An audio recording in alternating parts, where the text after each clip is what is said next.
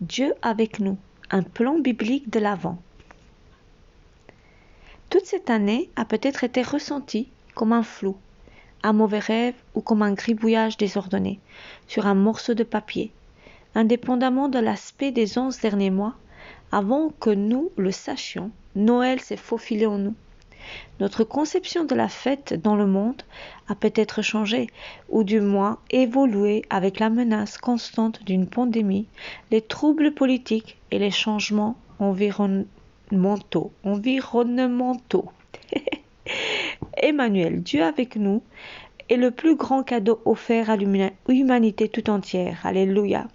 Il est plus réel aujourd'hui qu'il ne l'a jamais été.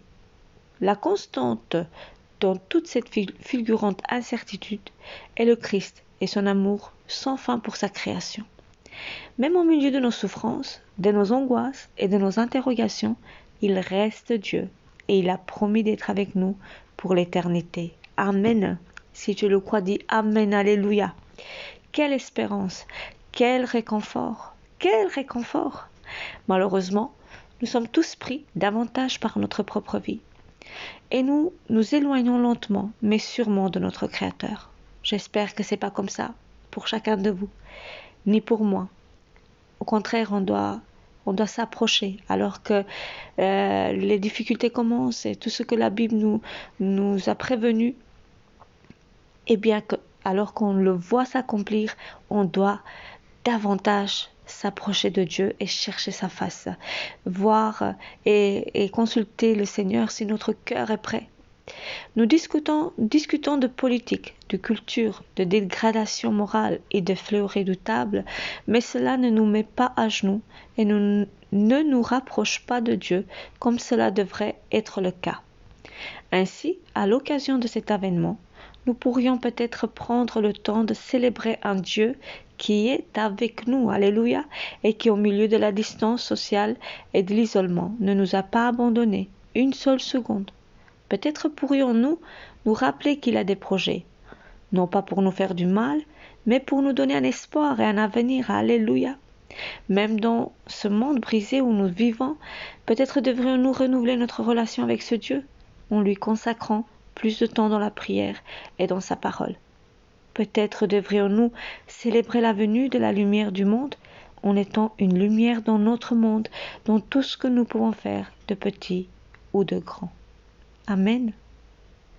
Amen, amen. Nous allons lire maintenant les passages de la Bible qui vont nous encourager, qui témoignent de la lumière du monde, témoignent que Jésus est Dieu et que seul lui est notre Sauveur.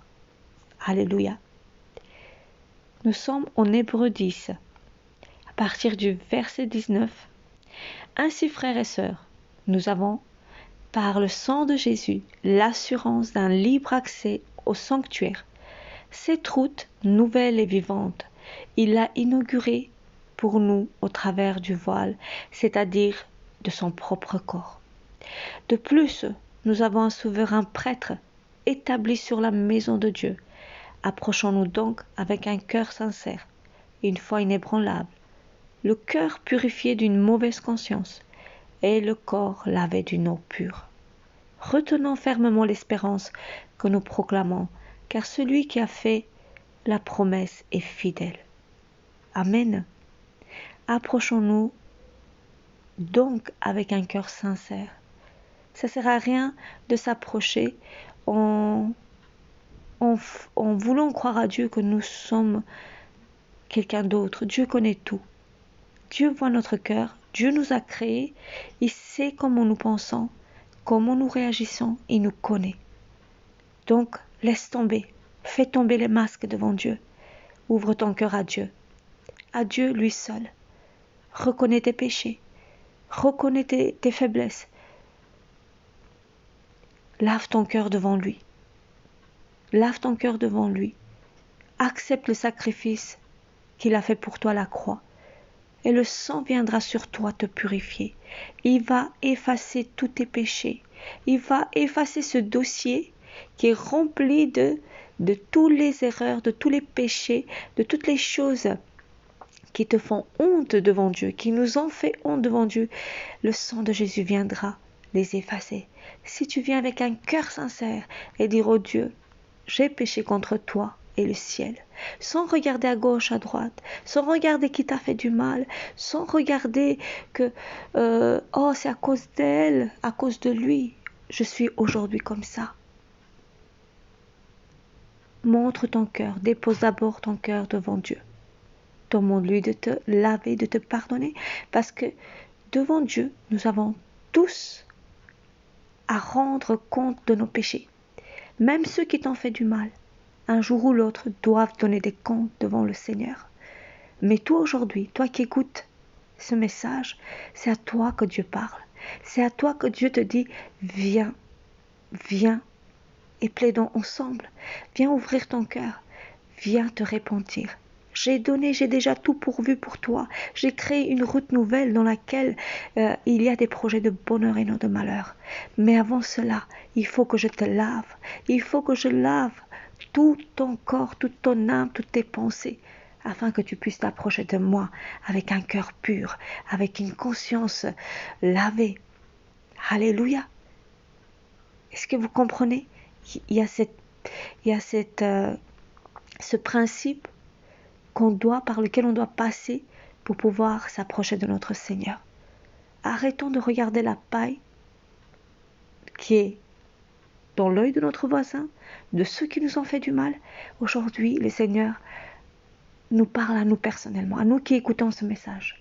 C'est à nous de se repentir personnellement, parce que le salut est personnel pour chacun. Laver les péchés, c'est personnel pour chacun.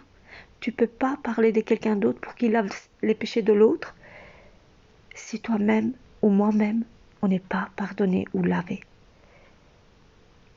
Je prie que le Seigneur vous touche et qu'il vous parle. Amen. On continue dans Jacques 4 à partir du verset 4. Là, il parle « Adultère que vous êtes ». Ne savez-vous pas que l'amour pour le monde est synonyme de haine contre Dieu? Celui donc qui veut être l'ami du monde se fait l'ennemi de Dieu. Croyez-vous que l'Écriture parle sans raison? C'est avec jalousie que Dieu aime l'Esprit qui habite en nous. Cependant, la grâce qu'il accorde est plus grande encore. C'est pourquoi l'Écriture dit, Dieu s'oppose aux orgueilleux, mais il fait grâce aux humbles. Soumettez-vous donc à Dieu, mais résistez au diable, et il fuira loin de vous. Approchez-vous de Dieu, il s'approchera de vous. Nettoyez vos mains, pécheurs, purifiez votre cœur, en partagez. Ayez conscience de votre misère, soyez dans le deuil et dans les larmes. Que votre rire se change en deuil et votre joie en tristesse. Humiliez-vous devant le Seigneur et il vous élèvera. Lorsque ici on dit adultère que vous êtes, il parle de cette manière parce que nous en tant qu'êtres humains aussi, Dieu nous considère tellement proches comme si le monde était son épouse. Et lorsque l'épouse se détourne du mari et qu'elle va vers d'autres dieux, Dieu considère cela comme adultère, comme une trahison. On lui tend le dos et on montre l'amour pour le monde, on montre l'amour pour les choses de la chair. Donc voilà, c'est pour ça qu'il dit, ne savez-vous pas que l'amour pour le monde est synonyme de haine contre Dieu? Celui donc qui veut être ami, l'ami du monde se fait l'ennemi de Dieu. Jusqu'à présent, peut-être tu n'as pas connu Dieu, tu es loin de Dieu et tu es dans le monde et tu cherches l'amour du monde, l'amour pour être aimé, l'amour de toutes les sortes de façons. Et souvent, pour recevoir l'amour de ce monde, on fait toutes choses contraires de la volonté de Dieu. On ment, on vole, on trompe, on va d'un côté à l'autre, on fait n'importe quoi. On fait toutes sortes de choses qui sont contraires à la volonté de Dieu, des choses impures. C'est pour ça qu'il continue à dire, croyez-vous que l'Écriture parle sans raison? C'est avec jalousie que Dieu aime l'Esprit qui habite en nous. Dieu nous a donné son Esprit. Nous avons un souffle de vie déjà qui lui appartient parce que la Bible dit que c'est comme ça qu'il nous a créés. Mais il y a l'Esprit de Dieu aussi qui l'a donné. Il a une jalousie envers ça. Dieu nous aime tellement qu'il éprouve de la jalousie. lorsque l'être humain aime plus le monde que Dieu, son créateur. Mais cependant, gloire à Dieu, il y a cependant, la grâce qu'il accorde est plus grande encore, et c'est pourquoi l'Écriture dit, Dieu s'oppose aux orgueilleux, mais il fait grâce aux humbles. Le jour que tu décides de te repentir et que ton cœur devient humble et qu'il reconnaît ses péchés et que tu résistes pas à Dieu, parce qu'être orgueilleux, c'est résister à la volonté de Dieu, Dieu va s'opposer aussi à toi. Soumettons-nous donc à Dieu et résistons au diable. On doit se soumettre à la volonté de Dieu et on va résister au diable. Comment résister au diable? C'est dire non au péché, dire non à tout ce qu'on fait dans ce monde, toutes les choses que Dieu déteste, le mensonge, l'adultère, l'ivrognerie, l'envie, la méchanceté, toutes sortes de méchanceté, vous voyez, plein de choses que l'être humain fait qui est mauvais en fait. Donc, approchez-vous de Dieu et il s'approchera de nous. Nettoyons nos mains, nos mains qu'ils ont fait mal, qu'ils ont peut-être frappé, qu'ils ont utilisé de la violence, volé, je sais pas, tricher. Purifiez votre cœur parce que c'est du cœur qui viennent toutes ces pensées. Homme partagé, homme qui se décide pas, je fais ce que Dieu demande ou je fais pas ce que Dieu demande. On doit rester, on doit prendre une décision ferme. Et Dieu nous aidera. Il dit, ayez conscience de votre misère.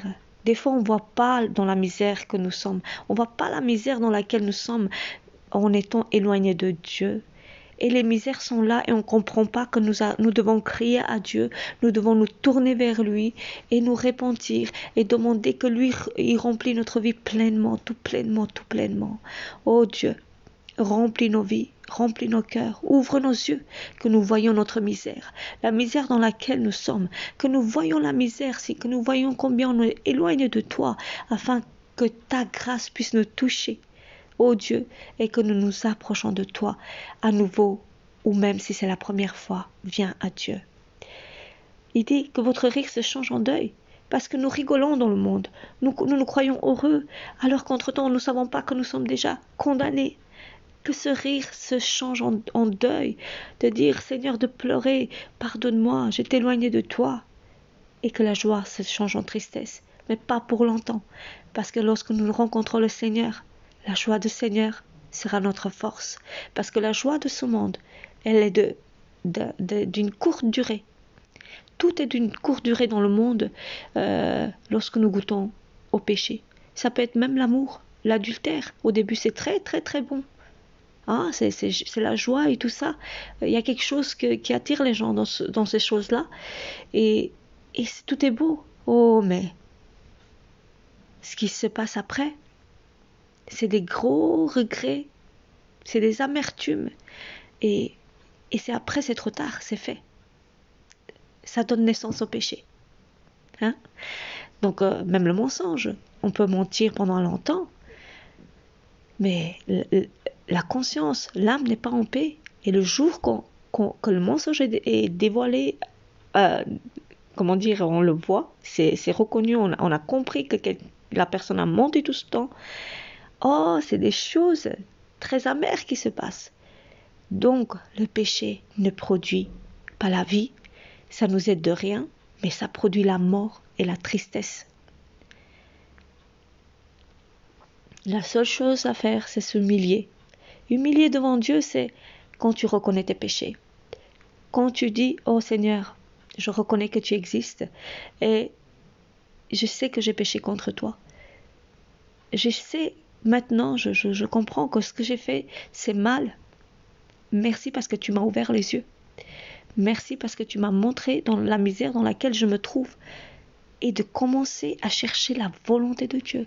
De dire, Seigneur, fais-moi rentrer dans les plans merveilleux que tu as fait pour moi. De faire confiance à Dieu, en fait. Même si on ne le voit pas, c'est vrai que c'est dur. Mais chacun a reçu la foi. Car l'être humain croit toujours en quelque chose d'invisible. Mais c'est très important de savoir en qui on a mis notre foi. Dans quelle croyance, dans quelle religion on va dire, Non qu'il y a des religions qui sont vraies, parce que ce qui est important, c'est de reconnaître que Dieu existe et que Jésus-Christ est mort pour nos péchés et de demander pardon pour nos péchés. Et maintenant avoir une relation avec Dieu, parce que Dieu devient notre Père. Nous avons nos parents ici sur terre, mais ils ne sont pas éternels. Le seul vrai parent qui nous reste finalement, c'est l'Éternel, notre Créateur qui nous a donné la vie. Nos parents ne nous ont pas donné la vie. Ils ont été juste l'instrument de Dieu pour nous donner un corps. Mais l'âme, l'esprit qui est en nous, c'est aussi de Dieu. Tout est de Dieu. Tout est de Dieu. Même Dieu, il a créé tout ce qui nous entoure afin que ce corps dans lequel nous sommes puisse survivre. Soyons reconnaissants, frères et sœurs. Dieu cherche la reconnaissance dans toutes choses. Eh bien, que le Seigneur vous bénisse. Je suis vraiment bénie par cette parole aujourd'hui. Je reconnais que Dieu est mon créateur. Je reconnais que Dieu est pour moi. Je reconnais que Dieu, tout ce qu'il a fait, est pour mon bien. La venue de Jésus était pour moi aussi personnellement. Pour toi personnellement, accepte-le. Que Dieu t'aime personnellement à toi. Que tu es importante pour le Seigneur. En étant qui tu es là, avec tous tes péchés, avec toutes tes erreurs. Dieu t'aime. Mais que les écailles de tes yeux tombent et que tu vois la vérité. Sois éclairé aujourd'hui, toi qui écoutes, que la lumière de Dieu vienne dans ton cœur et qu'elle t'éclaire. Au nom de Jésus-Christ. Amen. À demain, frères et sœurs. Que le Seigneur vous bénisse.